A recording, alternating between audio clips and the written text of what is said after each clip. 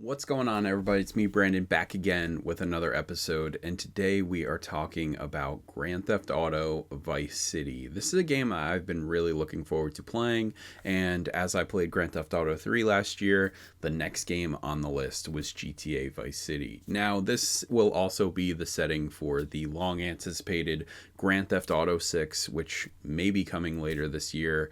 So let's go ahead, let's not waste any time, and let's get into Grand Theft Auto Vice City.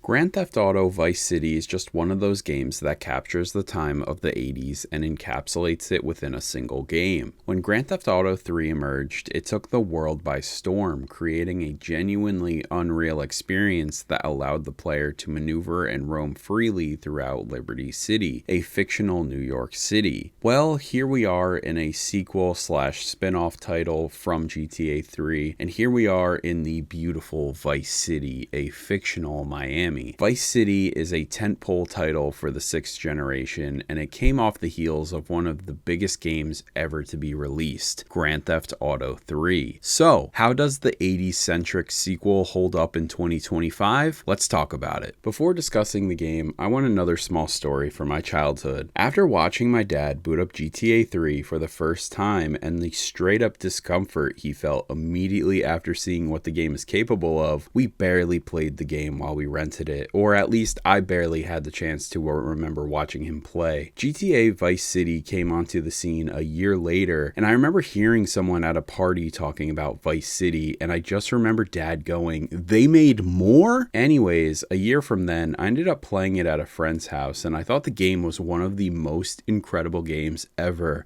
I loved the complete change of color palette compared to GTA 3, but I loved the change up, and the game feels like summer all the time, thanks to the setting. Well, with that small story aside, let's talk about Vice City. Grand Theft Auto Vice City follows Tommy Vercetti, an ex-convict who gets his hands dirty and slowly climbs the ranks from ex-convict to king of Vice City. Grand Theft Auto Vice City is without a doubt a game that I have always loved aesthetically. There have been so many times throughout the years when in passing someone mentions Vice City and you can't help but think about all the vibrant sunsets and iconic 80s soundtrack. Vice City is one of those games that has a particular shine to it. As someone who would say GTA 4 is their favorite, Vice City comes immediately second place. From the warm aesthetic of Vice City wearing heavy inspiration from Miami Vice and especially Scarface, it's a love letter to 80s crime movies. While I was playing GTA 3 again last year, the soundtrack had She's on Fire and The Limit, which were both featured in Scarface. Well, with GTA Vice City, Rockstar doubled down and made their version of Scarface with Vice City and Tommy Vercetti. I don't think I ever realized how close Tommy's mansion was to Tony Montana in design. It's a great nod, and there were even missions that were essentially ripped right from Scarface, chainsaws included. I can't dive into Vice City further without including the incredible casting of Vice City's leading man, Tommy Vercetti, played by no other than the late great Ray Liotta. Honestly, I don't think I ever realized Ray Liotta played Tommy until just a few short years ago. That fact blew me away, but it all made sense once I heard that insight. I love that Vice City had a fully voiced character this time, compared to Claude from GTA 3. Sure, I assume the archetype of Claude would be an avatar similar to none other voice characters,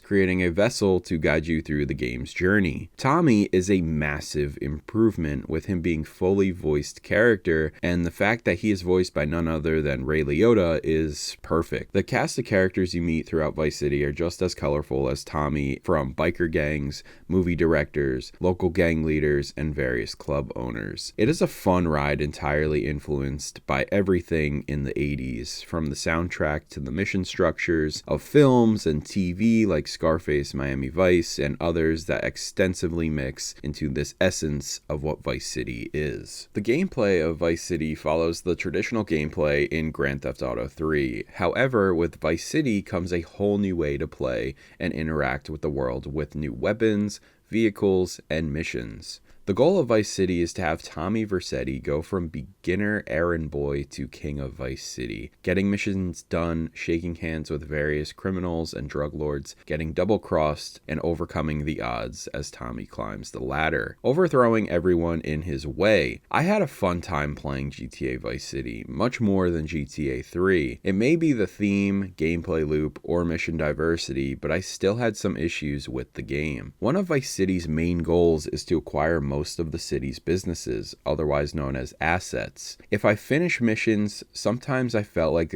my hands were in my pockets. There was nothing to do.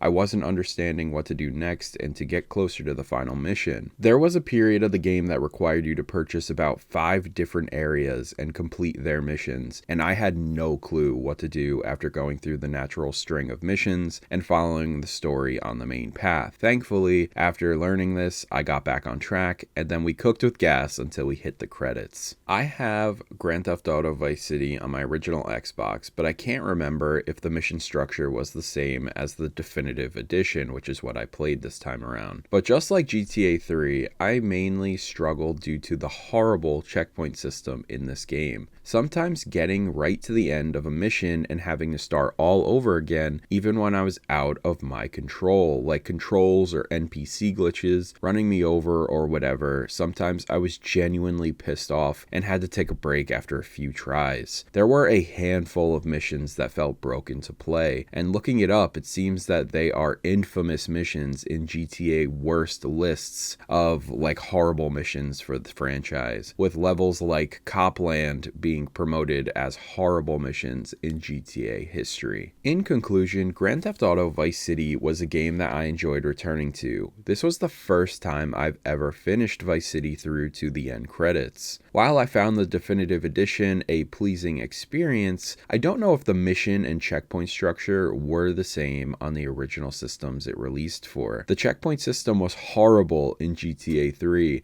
and it's not great here either. GTA San Andreas will be a similar experience when I get around to that soon, I can only imagine. All in all, Vice City's aesthetic and story was great. I love 80s music, and I love that era and how it's just portrayed so interestingly through the medium, whether it's music, movies, commercials, or the culture. I was not alive in the 80s, but Rockstar nailed the entire tone of Vice City, wearing strong reference points on its sleeve. Tommy Vercetti as the main character was a massive improvement over the last, and casting Ray Liotta was a welcome change from the previous game. When we return to Vice City in the near future with Grand Theft Auto 6, it's going to be excellent to try and see how Rockstar revitalized the city and potentially see some original locations and maybe even see some familiar faces too. And that's it for this episode today. I really hope you enjoyed it. GTA Vice City is a great game. I love the aesthetic. I love the main character. I think the story is fine, but I found the definitive edition, just like GTA 3,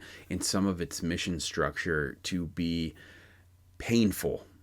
There was many times where I felt like honestly quitting the game because of just how difficult the mission structure was, or the dumb shit that I'd find myself in a mission and immediately getting clipped by like an NPC car or something random. It was driving me insane. And I'm glad I'm not the only one, as I saw on Reddit and other websites, that a lot of people are also having issues with the definitive edition trilogy.